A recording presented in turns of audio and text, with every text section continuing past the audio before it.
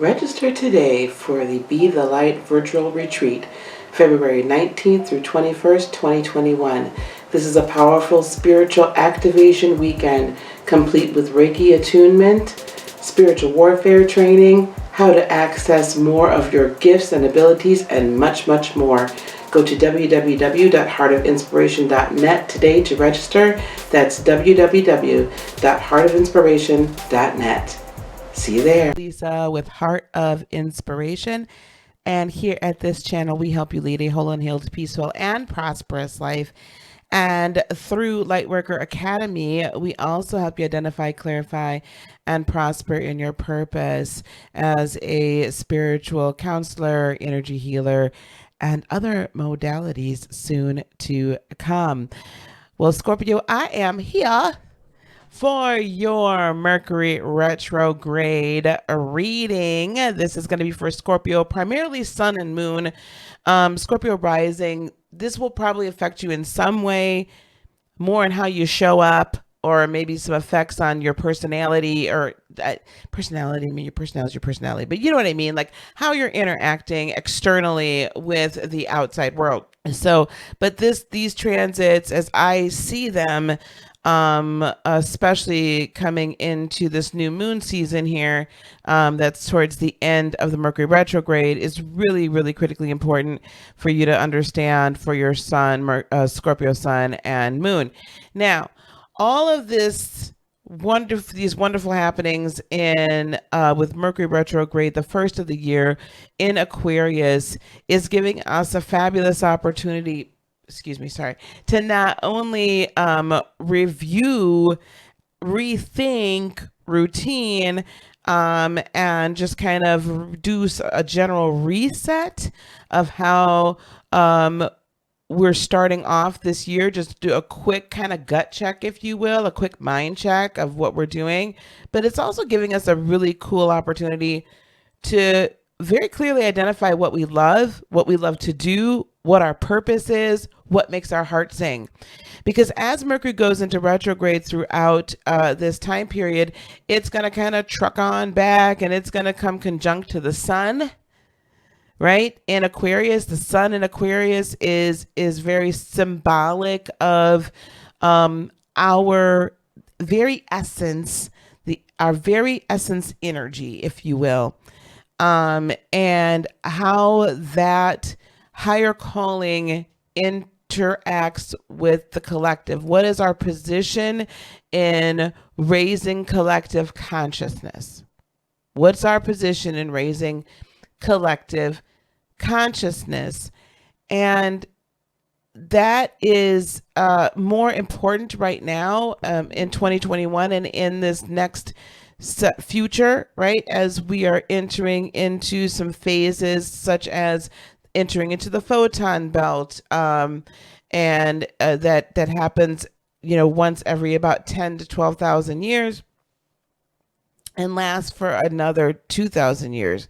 That's typically an elevation of human consciousness that's happening. So as we're entering into that, this is allowing us to really kind of transform, for us to transform, for us to transmute, for our light codes to be activated, and all these beautiful things. So this is all happening right during this time. So Mercury is going to give us a chance to really examine our true self as it kind of trucks past, right? And get those messages from the sun, right? As to where our light is to be shined, at least at this point in time. And then we go back past, the Jupiter, right? So this big think, big thought, expansion, gifts. So if you've been before, maybe you were operating in spiritual gifts and abilities, and now you're finding that they're waking up again, that's that Jupiter in Aquarius. Woo-hoo-hoo. And Jupiter's gonna be in Aquarius pretty much the whole year. It's going to do a little quick retrograde and then it's going to go back forward. So, it's going to be there all year. This is a fabulous time for us to really get those esoteric and those metaphysical abilities and see this great grand vision, right? See this beautiful vision that Creator, that Mother, Father, Spirit has been bestowing upon us or has bestowed upon us, and it's being awakened within us from our higher self. And then it's going to truck on back and it's going to interact again, conjunct again with Saturn. Now, Saturn, we think of Saturn as constrictive and restrictive, especially when it's in its home in Capricorn, where it's been for quite some time interacting with Pluto and Jupiter. And so we've seen a lot of that kind of everything being shaken that could, and the very things we believed, all of a sudden we didn't believe anymore, or there was like, wow, wait, what's this, but now it's okay, we're going to set a new set of rules. In Aquarius, Saturn gets to play. Saturn gets to set a new set. Saturn gets to do a reset. Saturn gets to say, okay, what are the metaphysical time, space, continuum? How do we interact with that? What are the new metaphysical beliefs, right? What are the faith? What do we have faith in? What are we really allowing to rule our individual lives and allow rule in the collective consciousness as we're in this age of Aquarius? And so that's going to review that foundation. And as you hopefully within 2020 been kind of awakening to this, wait, there's more to life than what I've been existing and what I've been living right now.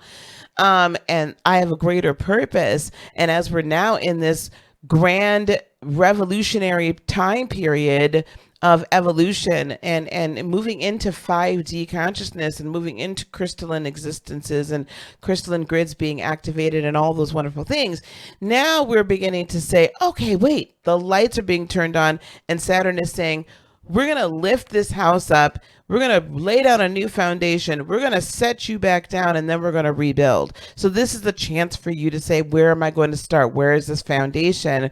Let's not forget that Venus is in Aquarius now. And so we get to see a conjunction there as well. Yeah, this is a big party in Aquarius right now.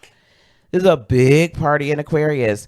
And as we see that happen as well, again, revolutionizing what we love, what we cherish, what we value, what we find beauty in within ourselves and within others, reviewing those relationships and those interactions as well, maybe elevating some and maybe starting something new, or maybe you look at somebody different that you've known them for forever and you look at them different now. So there's all of this wonderful stuff. And let's not forget that the moon is also coming into play here at the time of this recording. It'll be into play on what the new moon is, like the 11th, 12th, somewhere in there.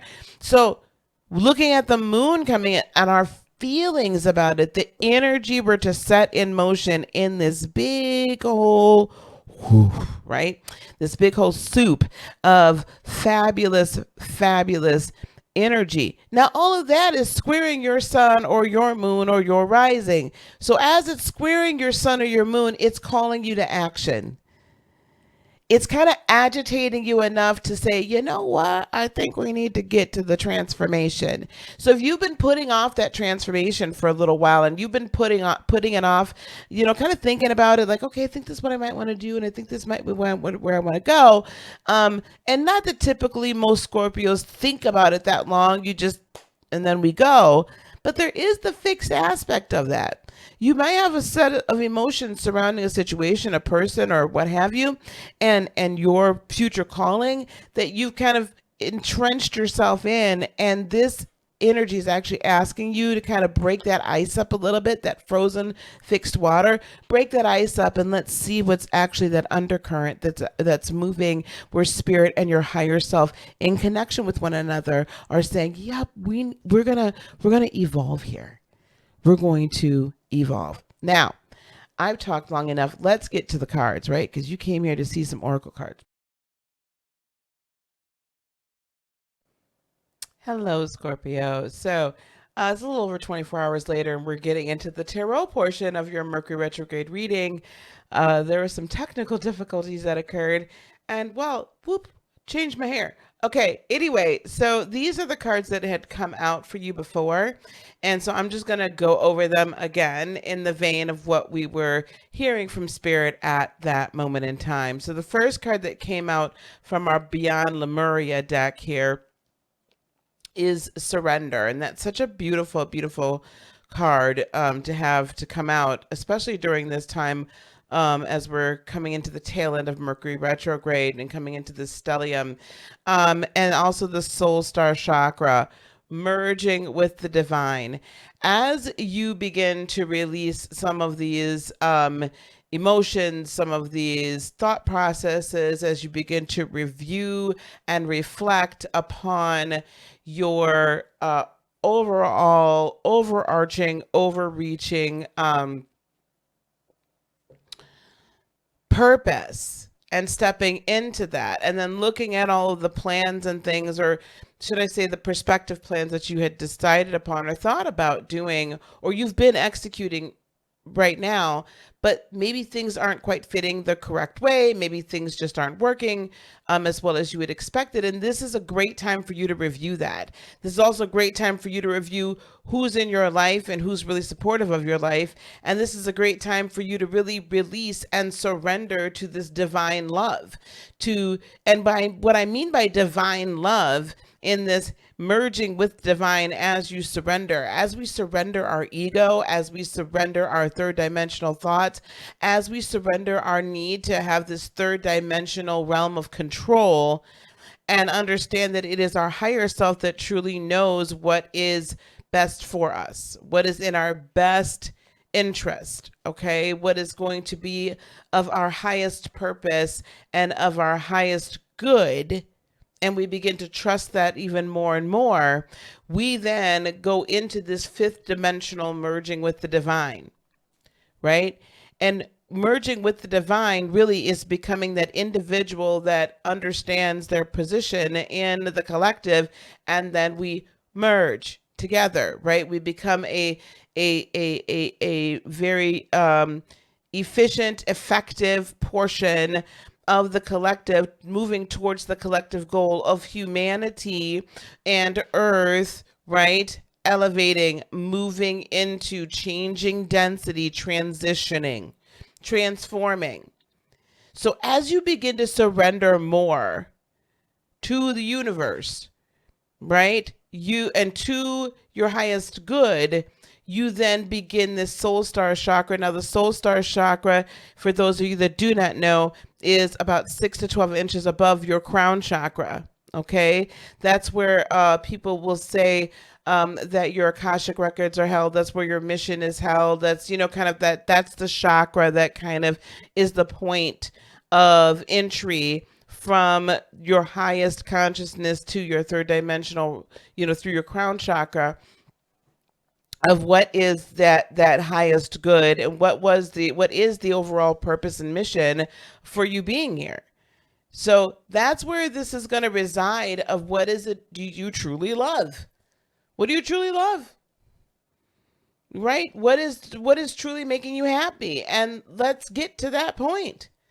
Let's understand that, and the more and more you allow yourself to merge with not only the divine, right, Mother, Father, Spirit, Creator, but your own divinity. The more you allow your own divinity to come in and take control, if you will, or be put back in its rightful place, seated at that throne, the more, and that's the more and more you're going to begin to surrender, that's the more and more you merge with the divine. And I'm telling you, that's the easier and easier it gets to actually fulfill your purpose. And then we get here over here from the Keepers of the Light Oracle over here that I'm using, Paul the Venetian, experiencing grace. Let me move this up so you can see him better.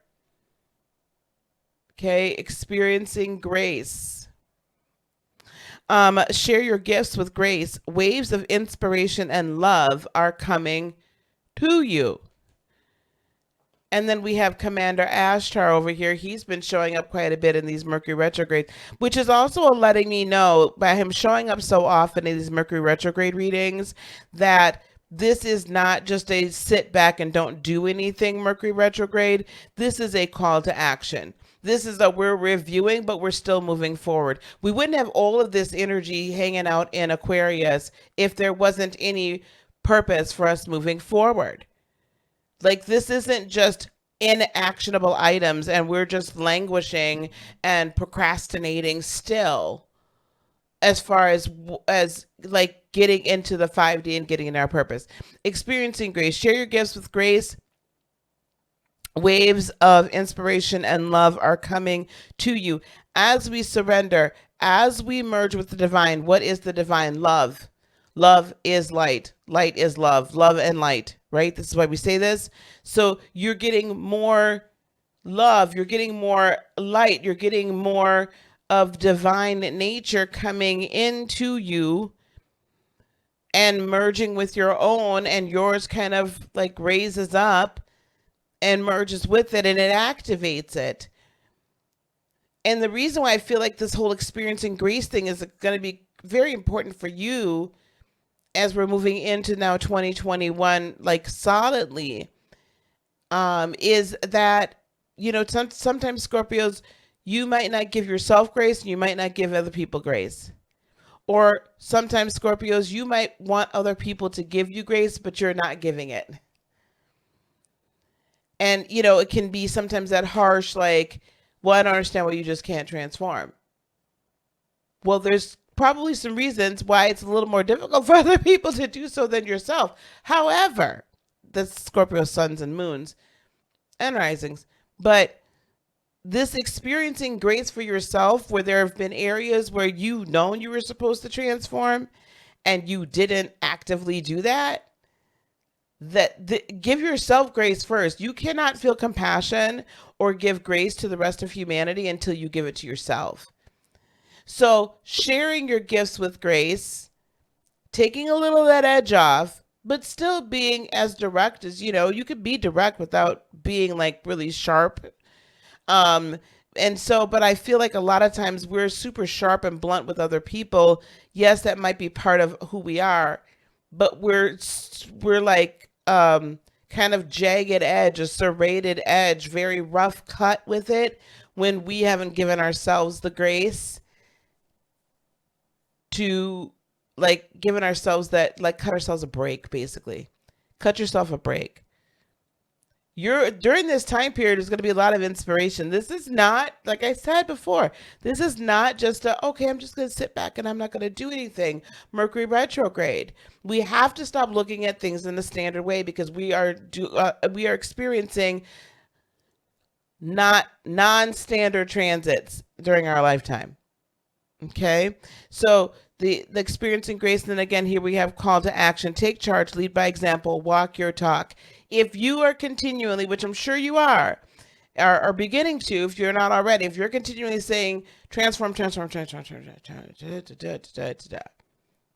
I'm gonna need you to do the same thing.